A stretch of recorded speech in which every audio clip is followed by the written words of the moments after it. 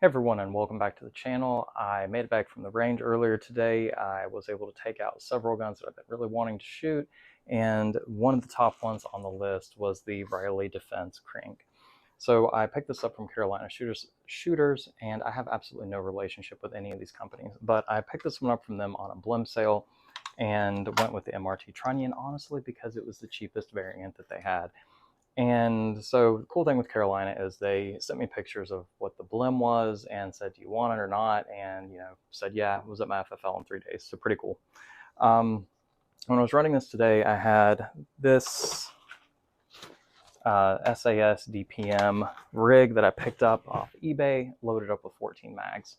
I had the rig behind me. It holds 12s holds 12. Ran the dog shit out of this. I only got to about 600 rounds because it was really, really hot. 87 degrees may not be that hot, but 60% humidity makes it miserable.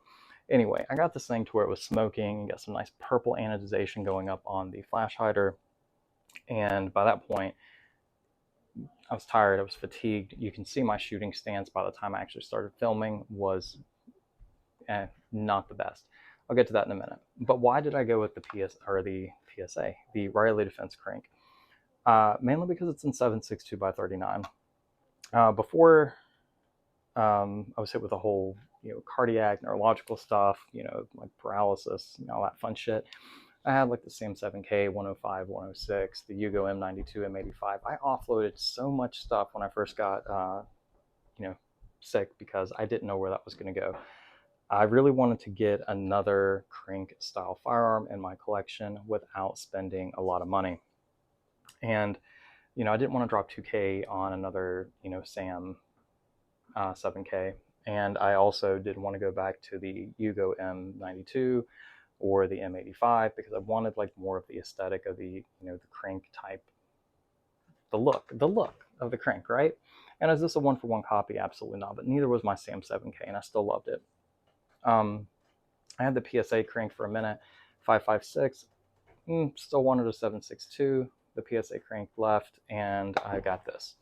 So 600 rounds down it, and absolutely no issues. The getting it home, I did what everyone does. I think there's been 1,000 videos of people breaking it down, showing the internal or the external and the internal wear that was going on. And so far on this example, I really can't see anything substantial. I made sure I checked over the rivets, checked the side rail here to make sure that there was nothing like walking out. There was none of the rivets that were like working loose. Everything still looks really good, so I'm very pleased. And so it's a big shout out to Riley Defense here for what they're trying to do. So whether or not this is a long running firearm, I have no idea. But what I do know right now is it's an American company, just like PSA, that is trying to bring a quality or an affordable quality gun that can get into a lot of people's hands. Now, not everyone, despite what gun snobs say, and I hate when people do this, someone buys like a Wasser 10 and someone's like, well, man, you should have just bought an Arsenal. Well, do you think if they had the money, they fucking wouldn't have? They would have. If they had the money to just go out and buy an Arsenal, but I've had some really crap Arsenals before. Or they're like, man, just get one built. Okay, so they don't have $1,700 and 8 months to wait. They want to get out and start shooting. They want to learn the fundamentals up front. They want to just get out to the range and own an AKM. So they went with a Wasser. You know what? Who cares? It's not your money. I don't know why people are so invested. I know directing people towards good stuff. I wouldn't recommend anyone to go get like not a PSA, but a Century Arms, like, Ross or RAS or anything of that nature. So I get directing people towards something that's not going to be dangerous. But everyone should cut their teeth on a Wasser. Come on, it's not a big deal. Dracos are great guns. Dracos as well. Someone sees a Draco, they're like, man, you should have bought this instead. There's always those people out there, but don't let them get you down. Get what you want to get and enjoy it. I have a lot of other AKMs. I also have gotten rid of a lot of other AKMs, so I do have certain ones I want to replace with something similar without breaking the bank, and that's where this gal came into the equation, and she is fun. I don't care what anyone else is going to say about it. I don't care that they're going to tell me I should have had like a boutique company just build me one. I wanted a 7.62 one. I did not want to spend 2K, and I got something that I like and that ran amazing today. This thing is very flat shooting. I think that has to do with a combination of the flash hider they're using as well as the recoil assembly. But for, you know, a short barrel and a lightweight package, this thing was extraordinarily fun to shoot, was able to keep shots on target. And again, my stance right now sucks. I've primarily been focusing on being able to keep control of the firearm with my right arm and right hand and reloading without dropping the gun. And I'm at that point right now. So now it's time to start working on the stance, and I'm going to get there. But, you know, working my way up from just shooting my lightweight like 723s and 727 AR platforms to getting into back into shooting my AKM variants, I am going to have to start working on my stance now, and I'm still working on rebuilding like muscle mass and strength on my right side. So I'm going to get there, but that lends me to say I really want to get the Rack 308 now, mainly because it's a milled 308 AK. That looks like it's going to be a lot of fun. I have no idea how functional they are, and I don't know what I'm going to use it for outside of at the range, but what else am I going to use this for? I'm not operating in an operational environment while doing operating shit. I'm out at the range, relearning some fundamentals, relearning like stance, control of the weapon, mechanics, and learning how to shoot again. And if you guys don't understand why I'm saying that stuff, there's a subsequent video on why I am having to do that. So this thing is extraordinarily fun to shoot. I am going to hit up Clayco 47. He had a lot of experience with one of these.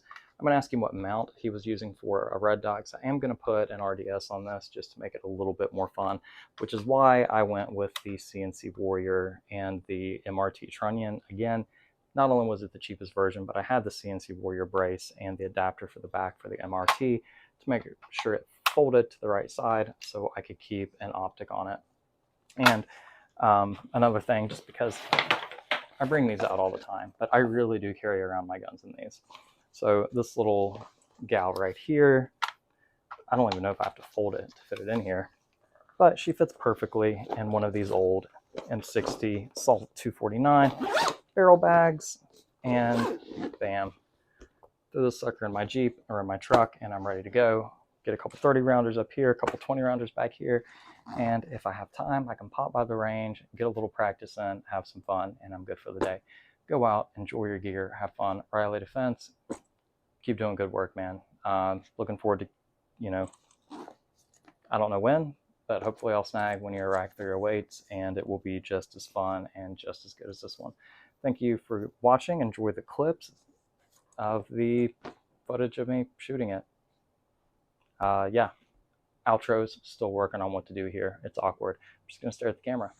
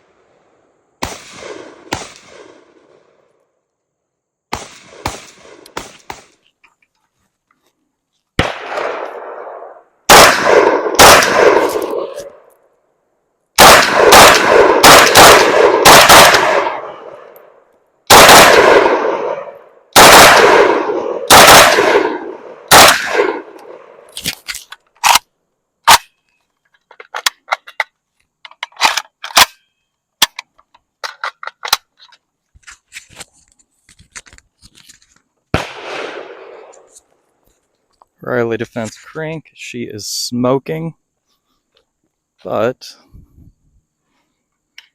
she runs.